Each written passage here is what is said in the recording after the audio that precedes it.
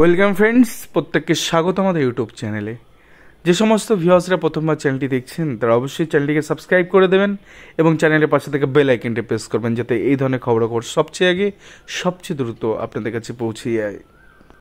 তো অনেকেই খুব দ্বিধাদ্বন্দ্বের মধ্যে রয়েছেন যে 2022 যে মামলা, টিএলএডের যে মামলা, সুপ্রিম কোর্টে 2022 প্রার্থীতে অ্যালাউ করে দেওয়ার পরে প্রাথমিক শিক্ষা পর্ষদের তরফ থেকে কোনো রকম কোনো সদুত্তর বা পদক্ষেপ কিন্তু দেখা যাচ্ছে না, যদি অর্ডারটা পাস হচ্ছে বেশ কিছুদিন হয়ে গেল।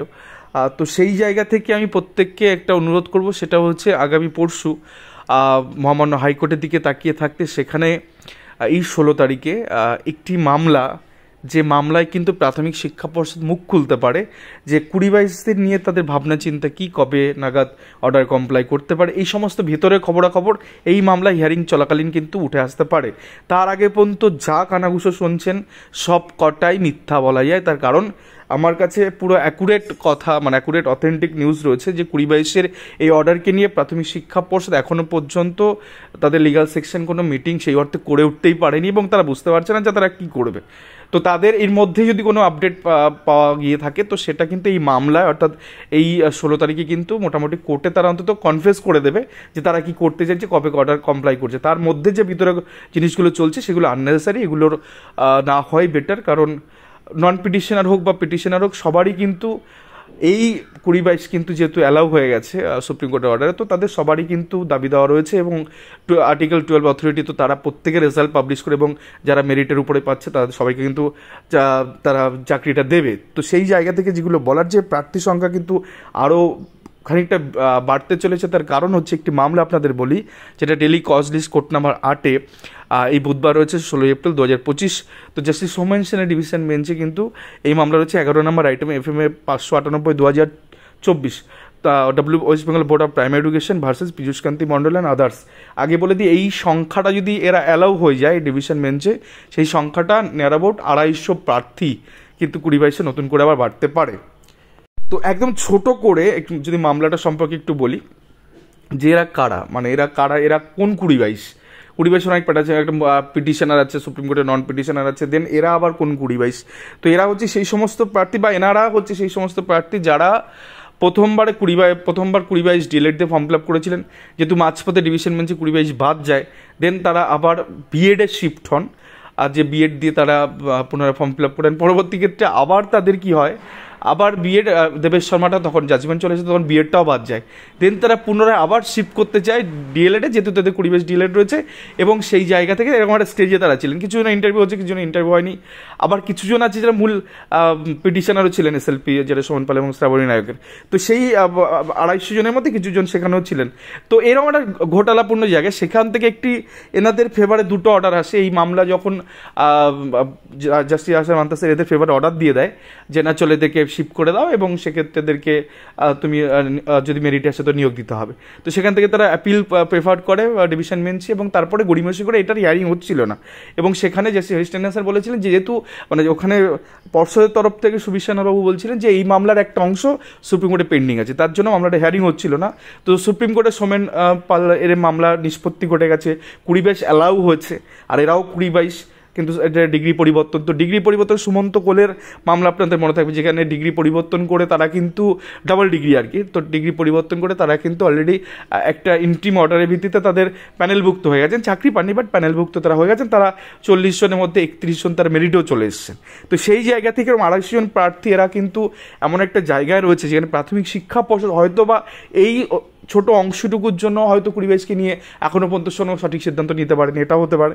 তো যাই হোক, একটা সম্ভাব্যময় পরিস্থিতি। এবং এই বুধবারই কিন্তু মোটামুটিভাবে এই 16 তারিখে, অর্থাৎ এই জাস্টিস সোমেন স্যারের ডিভিশন বেঞ্চে কিন্তু এই মামলা নিষ্পত্তি হয়ে যাওয়ার সঙ্গে সঙ্গে একদম সেই উৎকণ্ঠা কিন্তু হয়তো জবনিকা নামবে। তার কারণ এই মামলাতে যদি আপনারা সরাসরি থাকেন কোর্টের মধ্যে, তাহলে দেখতে পাবেন যে এই মামলাতে কিন্তু প্রাথমিক শিক্ষা পর্ষদ তার ভেতরের খবরগুলো হয়তো হিয়ারিং চলাকালীন বা শুনানি চলাকালীন তারা কিন্তু একটা স্ট্যান্ড ক্লিয়ার করবে যে এরা যদি অ্যালাউ হয়ে যায় ডেফিনেটলি অ্যালাউ তো হবে, তার কারণ হচ্ছে যেহেতু রাজশ্রী হাসা মান্তাসারের অর্ডার এদের ফেভারে রয়েছে, সুমন্ত কোলেদের অর্ডারের ফেভারে রয়েছে, তো তো সেক্ষেত্রে নিশ্চয় সুইচ ওভার করতে পারবে এবং তারা 20-22 হয়ে গেলে তাদেরও হয়তো যাদের ইন্টারভিউ হয়নি নতুন করে ইন্টারভিউ ডিরেকশন আসতে পারে, আদারওয়াইজ সেই ইন্টারভিউ তার আগে দিয়েছিল সেই প্রথম ফেজের ইন্টারভিউকে নিয়েও মেরিট হতে পারে। তো এখানে আর একটা অ্যাডিশনাল পয়েন্ট বলে দিই, একদম শুরুতেই যখন এই মামলা চলছিল তখন 20-22-এর প্রায় 2926 জনকে কিন্তু ডাকা হয়েছিল ইন্টারভিউর জন্য, সেখান থেকে 2513 জন ইন্টারভিউ দিয়েছিল 20-22, এবং সেক্ষেত্রে পিটিশনার 900 সামথিং আছে, আপনি মূল এসএলপিতে জানেন, এবং বাকিরা নন পিটিশনার হিসাবে আছেন। তো সেক্ষেত্রে আরও 250 জন এখানে নতুন করে অ্যাড হবে।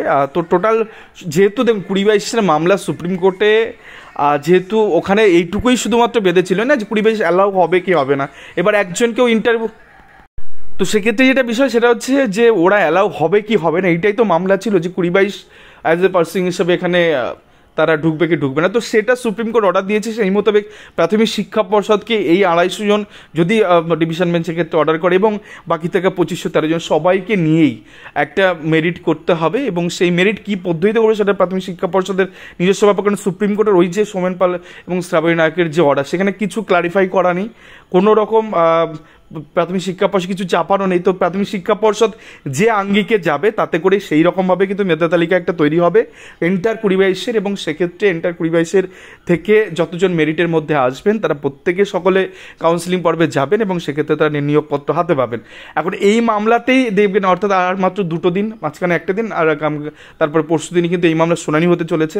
তো এই মামলায় কিন্তু তাকিয়ে থাকলে কিছু না কিছু ধারণা, কিছু না কিছু কথোপকথন, যেটা প্রাথমিক শিক্ষা পর্ষদ ইন্টারনাল ব্যাপার, সেটা কিন্তু এই মামলাতে উঠে আসবে, তারা কীভাবে কোন পদ্ধতি নিয়োগ করতে চাইছে। কারণ সুপ্রিম কোর্টের অর্ডার চলে এসছে, অ্যাপেক্স কোর্টের অর্ডার এখানে চলে এসছে, আর এই ঝামেলাটুকু মিটে যাবে। তাহলে আলটিমেটলি প্রাথমিক শিক্ষা পর্ষদ হয়তো বা ডিলে না করেই এই 20-22 ডিলের ব্যাচের একটা পরিসমাপ্তি করবে, এবং সেক্ষেত্রে যারা অবভিয়াসলি যারা মেধা সম্পন্ন আছেন তারা নিয়োগ পাবেন। এক্ষেত্রে পিটিশনার বা নন পিটিশনের বিষয়টা হয়তো বা আসবে না, যতটুকু ধারণা এই বুধবারই ক্লিয়ার হয়ে যাবে গোটা বিষয়টা। কারণ ধরে নিন এরা যদি অর্ডার পেয়ে যায়, এদের মধ্যে অনেকেই তো এমন আছে যারা ডিভিশন বেঞ্চে, মানে যারা সুপ্রিম কোর্টে হয়তো 91 জন ছিল, কিন্তু বাকিরা তো নন পিটিশনের হিসেবে, তো তাদের যদি ফেভারে কোর্ট অর্ডার করে দেয় তো সেই অর্ডারে নন পিটিশনারদের অর্ডার হয়ে যাবে, আর আলাদা করে নতুন করে মামলা, নতুন করে কিছু দরকারই পড়বে না। এবং আমার যতটুকু আমার অধ্যাবসায় আমি যেটুকু বুঝেছি তাতে যে অংশটুকু বেঁধেছিল সেটা হচ্ছে 20-22 অ্যালাউ হবে কি হবে না, সেই অংশটুকু অ্যালাউ করে দিয়েছে সুপ্রিম কোর্ট। এবং এখানে আর তো কোনো জায়গায় এবার ইন্টারভিউ দিয়েছে, প্রার্থীরা ইন্টারভিউ দিয়েছে প্রাথমিক শিক্ষা পর্ষদকে, তারা ট্রেনিংটাও করেছে সেই প্রাথমিক শিক্ষা পর্ষদের আন্ডারে। তো সবাই নিজের বাচ্চা, নিজের ছেলে মেয়ে, তো তারাই সেখানে যাচ্ছে, সেই অথরিটির কাছে যাচ্ছে যারা 12 অথরিটি, তো তারা সেখানে ইন্টারভিউ দিচ্ছে, তাদের রেজাল্ট এবার প্রকাশ করতে হবে। এর জন্য এই সামান্য অংশটুকু ছিল যে ভাই অ্যালাউ হবে কি হবে না, তো অ্যালাউ বলে দিয়েছে, অ্যালাউ করে দিয়েছে। তো সেক্ষেত্রে তাদের সমস্ত ক্যান্ডিডেটসের ভ্যালিড হয়ে গেল, এবং তারা একটা সার্টেন রেজাল্টের মধ্যে দিয়ে একটা মেধা তালিকা আসবে যে কতজন এই মেধা তালিকার মধ্যে আসলো, এবং সেই সংখ্যাটা আমার মতে যদি এদিকে 2500 এবং এদিকে 250 হয়, 2700 যদি হয়ে থাকে, তো 2000-এর একটু উপর বা নিচে এরকম একটা জায়গায় কিন্তু অনেকেই এখানে যোগ্যতা মান দেখিয়ে তারা কিন্তু নিয়োগ পেতে চলেছেন। আর এবার কীভাবে নিয়োগ পাবেন, কোন কাট অফ ধরে, সেগুলো নিয়ে এর আগে 20-22 নিয়ে একটা ভিডিও বানানো হয়েছে। প্রাথমিক শিক্ষা পর্ষদ যে রাস্তায় যাচ্ছে তাতে করে হয়তো বা 9533-এর যে কাট অফ ছিল সেই কাট অফ যারা অতিক্রম করবে তারাই হয়তো সাকসেস পাবেন 20-22-এর তরফ থেকে। রিপ্যানেলের দিকে না হয়তো বা হাঁটবেন না প্রাথমিক শিক্ষা পর্ষদ, কারণ অনেকে অলরেডি এতদিন 1 বছর চাকরি হয়ে গেছে। তো সেক্ষেত্রে নতুন করে ওই যে কাট অফ, মানে 9533 যে কাট অফ, সেই কাট অফ ধরে যারা অলরেডি কাট অফ ক্রস করে যাচ্ছেন, আর সেক্ষেত্রে অনায়াসে প্রচুর চাকরি হবে, এবং সেক্ষেত্রে তাদের স্কুল জয়েন করবেন দ্রুত, এবং এইটার জন্য অপেক্ষা করে থাকতে হবে এই বুধবারের জন্য। সেখানে কিছু না কিছু খবর আসবে, খবর আসলে আপনাদেরকে ওয়াকিবল করবো। বাকি যেগুলো যা চলছে এগুলো কোনো কাজের কোনো জিনিস নেই, অকাজের জিনিস। ধন্যবাদ। এই ছিল আজকে গুরুত্বপূর্ণ আপডেট। ধন্যবাদ।